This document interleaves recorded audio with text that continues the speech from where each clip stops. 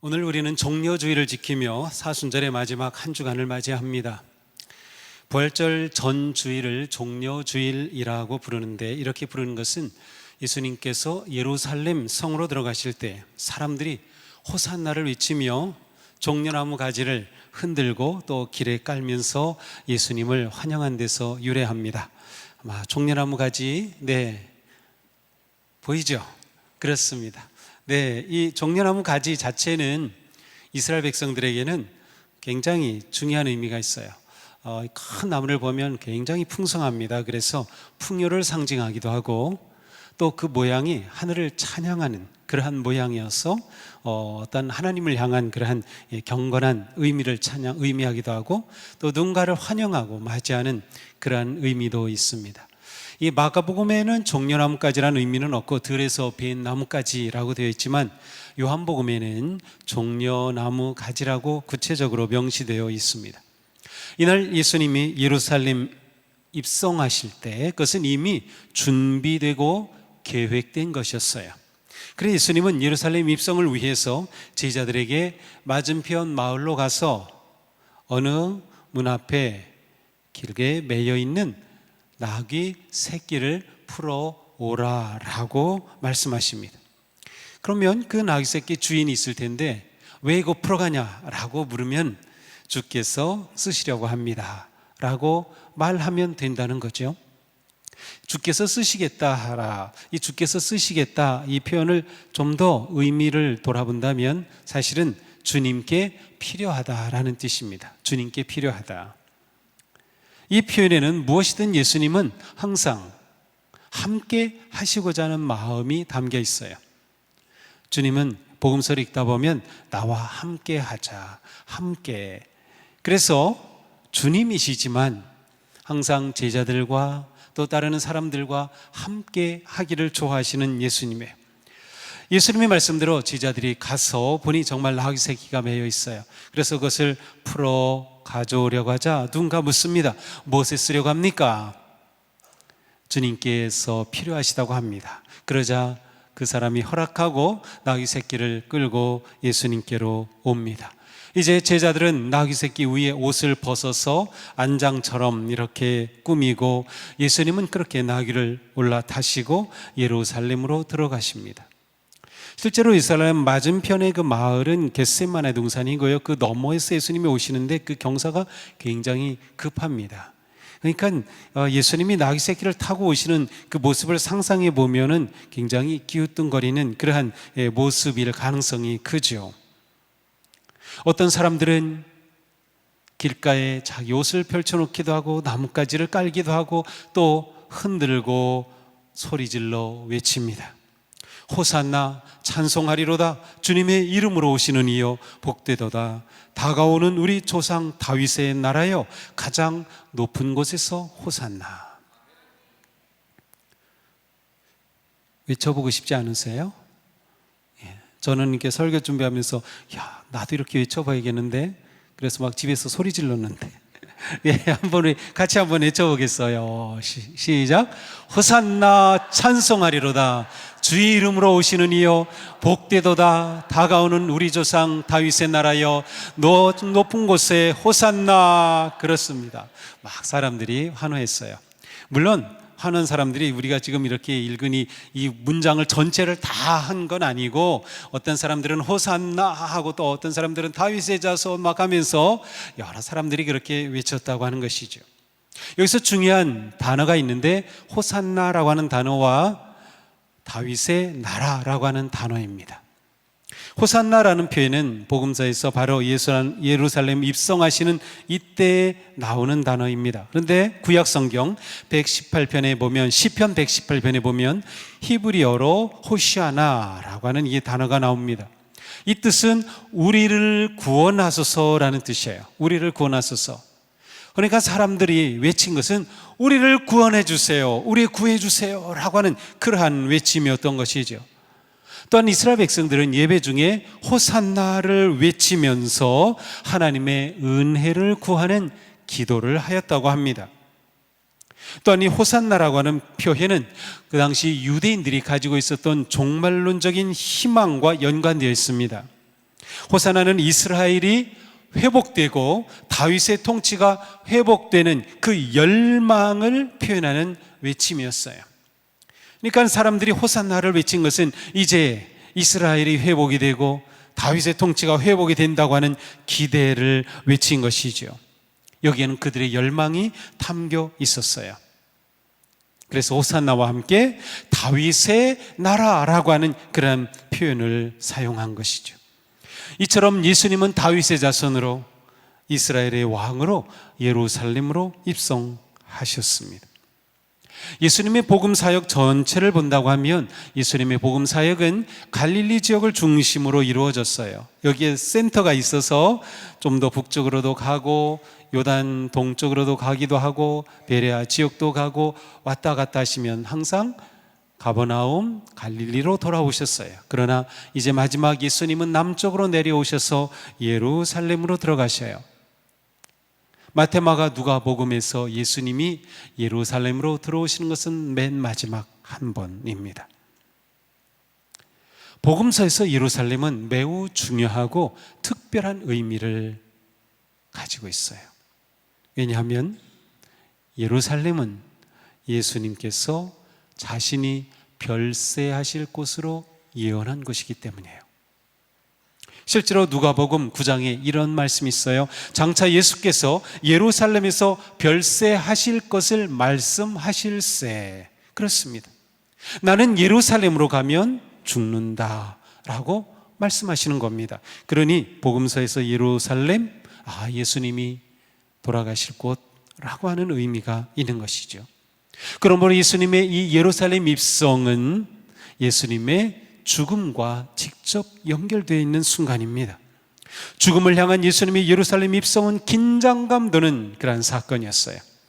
환호하는 사람들은 예수님의 입성으로 놀라운 혁명이 일어나고 변화가 일어나고 쉽게 말하면 이 정권이 뒤집히고 하는 그러한 것을 기대하였습니다. 군중들이 술렁거리고 있었습니다. 예수님을 비난하고 트집 잡던 바리새인, 사두개인, 그리고 서기관과 같은 종교 지도자들은 예수님이 예루살렘으로 들어오시는 것에 아주 촉각을 곤두세우면서 주시하면서 어떻게 잡아 죽일까 기회를 엿보기도 했습니다. 이때는 유월절이 시작되는 주간이었기에 많은 순례자들이 모여드는 그러한 때였어요. 그러니 예루살렘은 굉장히 혼잡했습니다. 요세포스라고 하는 역사가에 의하면 사람들이 이렇게 한꺼번에 몰려오니까 잠을 자는 것이 숙박이 부족하죠. 그래서 성 밖에 사람들이 장막을 치고 허름한 텐트를 치고 거기에서 머물면서 유월절을 지켰다고 합니다. 그러니 밤이 되면 정막에 가서 자고 낮이 되면 예루살렘으로 몰려드는 것이죠. 이렇게 모든 유대인들이 몰려드는, 가장 많이 모여드는 유월절은 사회적으로 정치적으로도 이스라엘에게 굉장히 위험한 시기였어요. 어떤 방향으로 무슨 일이 여기서 터질지 모르는 위험한 때지요. 끊임없는 정치적인 반란이 계속 시도되고 있었고요, 혁명이 계속 시도되고 있었어요. 그러니 이 6월절에 사람들이 모이는 이때 너무나도 위험한 거죠. 정치적 반란과 폭동이 일어날 가능성이 아주 높은 때였습니다. 그만큼 치안이 위태로워졌어요.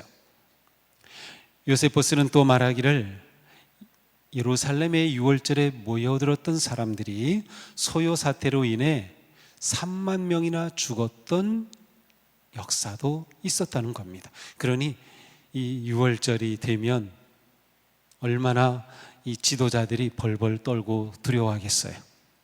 총독이었던 빌라도도 원래는 저 북쪽에 빌립보라는 휴양지, 아주 기구가 좋은 그곳에 있어야 되는데 6월절이 되면 예루살렘으로 와서 여기에서 통치를 하는 겁니다.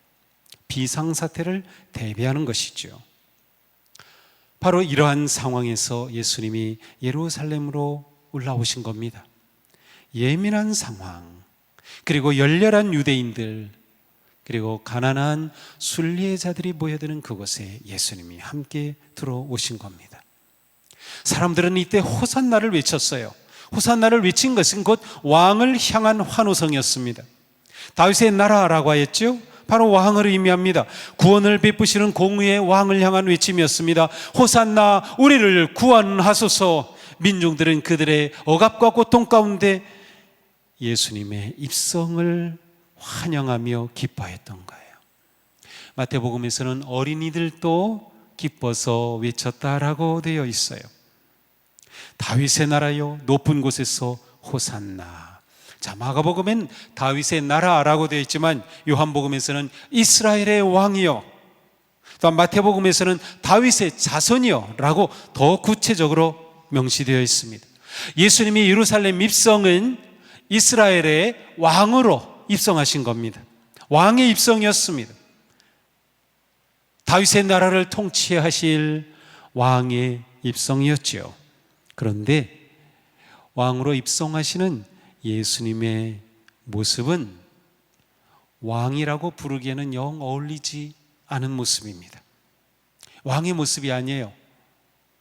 끼우뚱거리는 나귀 새끼를 타고 성으로 올라가시는 예수님의 모습, 왕의 모습이 아닙니다. 지금 예루살렘은 정치 권력이 집중되어 있고 성전에는 종교 권력이 버티고 서 있습니다. 당시에 왕이나 장군이나 총독이 예루살렘으로 입성한다? 그것은 대단한 행렬이었습니다. 위엄이 넘치는 그러한 행진이었습니다.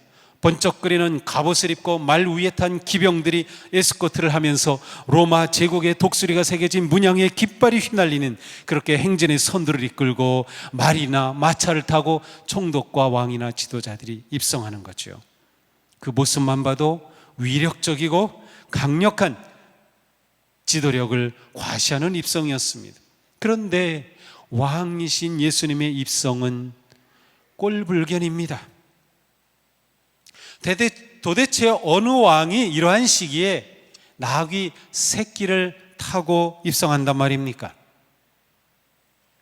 역사학자인 닉 페이지라고 하는 분은 이러한 예수님의 모습을 가리켜서 예수님은 세상 왕의 모습을 정교하게 패러디하였다라고 표현하겠어요. 세상 왕의 모습을 패러디하였다. 다시 말하면 세상 나라의 그런 권력과 힘과 정 반대되는 대조적인 모습으로 하나님 나라의 왕의 모습을 패러디하는 거예요. 보여주는 거예요. 예수님의 이러한 모습, 이 모습이 진짜 진정한 메시아 왕의 모습이에요. 우리가 이 점을 봐야 합니다. 예수님이 나귀 새끼를 타고 예루살렘으로 입성하시는 것은 우연이 아니었어요. 말이 없어서일까요? 원하신다면? 사실 이것은 예언을 이루는 입성이었습니다. 구약의 스가랴서에 보면 이렇게 스가랴 예언자는 말했습니다. 도성 시온아 크게 기뻐하여라. 도성 예루살렘아 환성을 올려라. 내 왕이 내게로 오신다. 그는 공의로 오신 왕, 구원을 베푸시는 왕이다. 그는 온순하셔서 나귀 곧 나귀 새끼인 어린 나귀를 타고 오신다. 놀랍지 않습니까?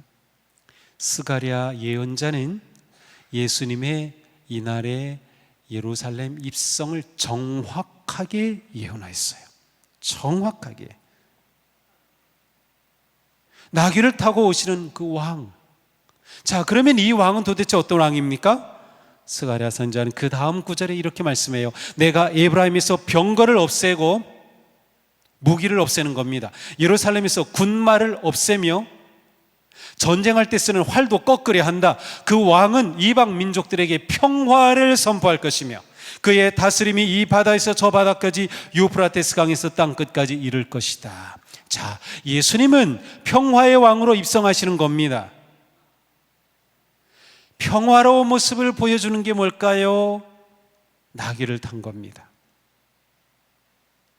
나귀를 탄 거예요. 제가 유튜브를 많이 찾아봤어요.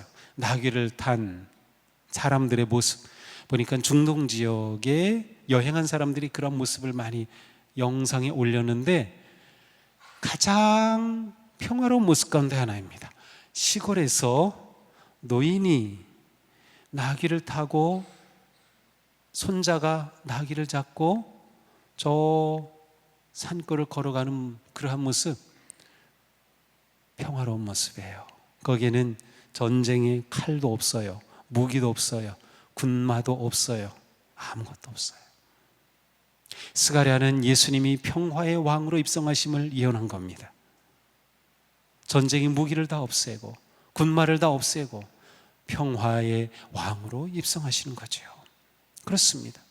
예수님은 전쟁의 메시아가 아니었습니다. 예수님은 정복자나 권력자, 왕이 아니셨습니다. 예수님은 예루살렘 꼭대기에 있는 로마 권력에 대항하시는 거였어요.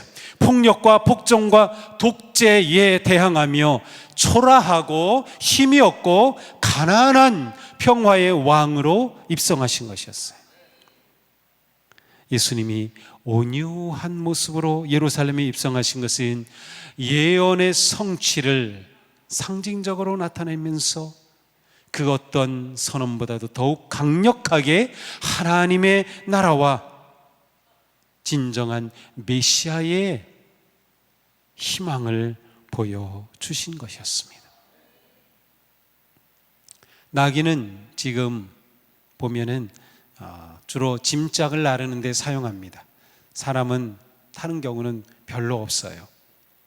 이 나귀는 이렇게 빨리 달리지도 못하고 또 힘도 없습니다. 그냥 온순하죠. 그런데 나귀 새끼는 더 그렇습니다. 나귀 새끼 위에 예수님이 성인이 탄다. 좀 민망할 정도입니다. 바로 이러한 모습 자체가 우리에게는 너무나도 중요한 겁니다. 나귀를 타고 입성하시는 예수님의 모습에서는 조금도 세상의 제왕적 모습을 찾아볼 수 없습니다. 그러한 예수님을 보면서 권력을 누리고 행세하는 왕의 모습 전혀 찾아볼 수 없는 겁니다. 그 모습에서는 왕을 상상조차 할 수 없어요. 하지만 바로 이것이 왕이신 예수님의 모습이에요. 왕이신 예수님의 모습, 이것이 예수님이 선포하신 복음, 곧 하나님 나라의 왕의 모습입니다. 겸손하고 온유한 평화의 왕이신 예수님. 그날 예수님은 예수님을 따르는 모든 사람에게, 환호하는 모든 사람과 군중들에게 그러하셨듯이 이러한 모습으로 그들에게 보여주는 거죠. 사람들은 세상의 왕을, 빌라도 총독을, 로마의 황제를 환호하지만 이게 진짜 왕이다, 패러디 하신 거죠. 그렇게 보여주신 거예요. 그것처럼 오늘 우리에게 물으십니다. 너의 왕은 누구냐? 너의 왕은 누구냐? 또한 너의 왕은 어떤 왕이냐입니다. 정말 내 인생의 왕은 누구입니까?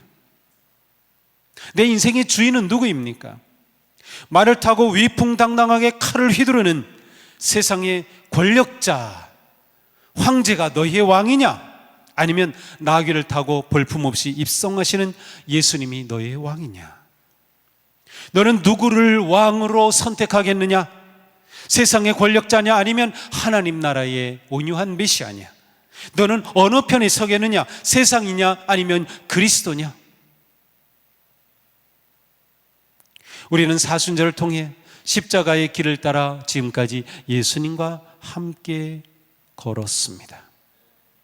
기억나시나요? 공생애를 시작하시면서 세례를 받으시고 시험을 받으신 후 회개하라, 천국이 가까이 왔다라고 선포하신 그 예수님의 모습, 놀라운 기적과 능력을 행하신 예수님의 모습, 순환당하실 것을 계속 예고하신 예수님의 모습, 성전뜰에서 채찍을 휘두르시며 성전을 개혁하신 예수님의 모습, 광야의 구리뱀처럼 십자가에 달리실 것을 예고하신 모습, 한 알의 밀알이 땅에 떨어져 죽어 많은 열매를 맺듯 십자가의 죽음으로 구원과 영생의 열매를 맺으실 것을 선포하신 예수님, 그리고 마침내 십자가가 기다리는 예루살렘으로 입성하시는 예수님과 함께 우리는 사순절의 마지막 여정을 걷고 있습니다. 우리는 이 여정 가운데 주님께서 말씀하시고 보여주시고 선포하신 생명과 은혜의 길을 분명하게 보았습니다. 예수님이 우리에게 보여주신 길은 언제나 같은 길이었습니다. 예수님은 한결같이 오직 한 방향으로 걸으셨어요.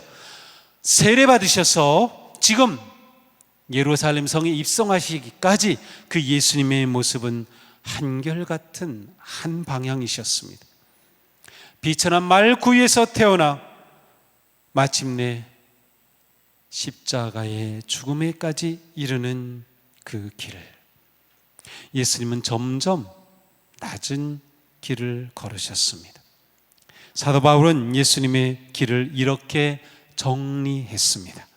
여러분 안에 이 마음을 품으십시오. 그것은 곧 그리스도 예수의 마음입니다. 그는 하나님의 모습을 지니셨으나 하나님과 동등함을 당연하게 생각하지 않으시고 오히려 자기를 비워 종의 모습을 취하시고 사람과 같이 되셨습니다. 그는 사람의 모양으로 나타나셔서 자기를 낮추시고 죽기까지 순종하셨으니 그 십자가에 죽기까지 하셨습니다. 예수님은 점점 낮아지는 길을 걸으심으로 아버지께 순종하시며 십자가와 사랑의 길을 걸으셨습니다. 그러므로 지금 우리에게 물으십니다. 너의 왕은 누구냐? 십자가를 지는 나를 진정 너의 왕으로 인정하고 받아들이겠느냐? 나귀를 탄 나를 너의 왕으로 믿고 따르겠느냐? 바로 이것이 왕의 길이다.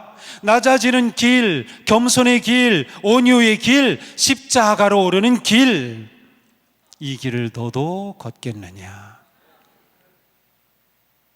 그렇게 너는 나와 끝까지 함께 하겠느냐? 사랑하는 성도 여러분, 나귀를 타신 예수님을 나의 진정한 구세주 왕으로 믿으십니까? 아멘. 그렇다면 그 왕의 길을 따르시겠습니까? 예수님은 오직 한 가지 목적을 위해 오셨습니다. 인자가 온 것은 잃어버린 자를 찾아 구원하려 함이니라. 바로 이 사명을 위해 십자가의 길을 걸으셨습니다. 예수님은 처음부터 마지막까지 이 목적을 향하여 길을 걸으셨습니다. 예수님은 그리스도로서의 사명을 단 한 번도 놓치신 적이 없습니다. 그리고 그 사명의 끝에는 십자가가 서 있음도 아셨습니다. 예수님은 그 사명을 이루시려고 예루살렘으로 오르신 것입니다. 이 시간 우리는 나의 왕은 누구이며 나는 그 왕의 길을 따르는가를 진정으로 물어보아야 합니다. 예수님을 따르는 그 길, 우리의 사명의 길입니다. 우리는 진정으로 예수 그리스도 그분을 나의 왕으로 모시며 왕의 길을 걷고 있습니까? 세상이 아닌 주님을 왕으로 따르고 있습니까? 그리스도 안에서 부르시고 구원해 주신 그 생명의 길을 향해 나아가고 있습니까? 우리의 왕 그리스도께서 이끄시는 그 왕의 길은 넓은 길이 아닙니다. 좁은 길입니다. 따르는 사람이 많지 않습니다. 쉽지 않습니다. 고난이 있습니다. 아픔도 있습니다. 하지만 예수 그리스도 우리 왕의 길은 생명의 길입니다. 소망의 길입니다. 영생의 길입니다. 승리의 길입니다. 우리는 이 믿음으로 사순절 마지막 한 주간을 주님과 함께 주님을 따르며 걸어가는 것입니다. 그리고 우리는 이 길의 끝에서 참 평화를 누리게 될 것입니다. 예수님은 하나님과 우리가 화목하도록, 또한 우리가 서로 화목하며 사랑하도록 십자가에서 화목의 제물로 달리기를 주저하지 않으시고 예루살렘으로 오르셨습니다. 에베소서에 말씀하지요. 그분이 우리 사이를 화해시키셨습니다. 그분은 벽을 허무셨습니다. 그분은 자신의 몸을 제물로 드리셔서 하나님과 우리 사이에 완전한 화해를 이루셨습니다. 바로 평화의 왕으로 오신 주님입니다. 이것이 우리가 따라야 할 왕의 길입니다. 우리의 왕 예수님의 길을 따르면 평화를 누립니다. 왕의 길을 따르는 우리는 종려나무 가지를 흔들고 호산나 찬양을 부르는 것으로 끝나는 것이 아니라 진정한 용서와 화해의 삶을 살아 평화의 나라, 하나님의 나라를 이 땅에 세우고 누려야 하는 것입니다. 우리 모두 겸손하게 나귀를 타신 우리의 왕 주님의 그 은혜와 사랑에 감사하며 호산나를 크게 외쳐 부릅시다. 예수님의 은혜와 사랑으로 생명을 얻은 우리는 주님을 높이고 우리의 왕 되심에 감사하며 오직 그분께 찬양과 경배를 드립시다. 평화의 왕 그분을 따라 우리도 이 땅에서 평화를 이루는 평화의 사도가 되기를 축복합니다. 호산나 우리 주님 구원하소서. 주님은 우리의 왕이십니다. 호산나 영광 받으소서. 아멘, 아멘, 아멘. 기도합시다.